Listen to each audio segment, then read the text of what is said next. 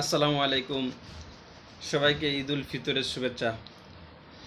ঈদ মুবারক। দীর্ঘ এক মাস রোজা রাখার পর আমরা একটি বিশেষ দিন, আমাদের মুসলমান জাতির একটি বিশেষ দিন, আনন্দের দিন পেতে যাচ্ছি। কাল ঈদের দিন। আসুন সবাই ধনী গরিব ভেদাভেদ ভুলে একে অন্যের কাঁধ মিলিয়ে ঈদের নামাজ পড়ি এবং একে অন্যের জন্য দোয়া করি। সম্ভবত কাল বাংলাদেশে ঈদ, পরশু বাংলাদেশে ঈদ, কাল আমাদের দুবাই প্রবাসী যারা আছে তাদের ঈদ, সৌদি ঈদ, বিভিন্ন আরব কান্ট্রিতে কাল ঈদ। তো সবাই মিলে সব মুসলমান ভাই বোনদের জন্য দোয়া করি এবং হিংসা বিদ্বেষ, ধনী গরিব ভেদাভেদ ভুলে একে অন্যের পাশে দাঁড়াই।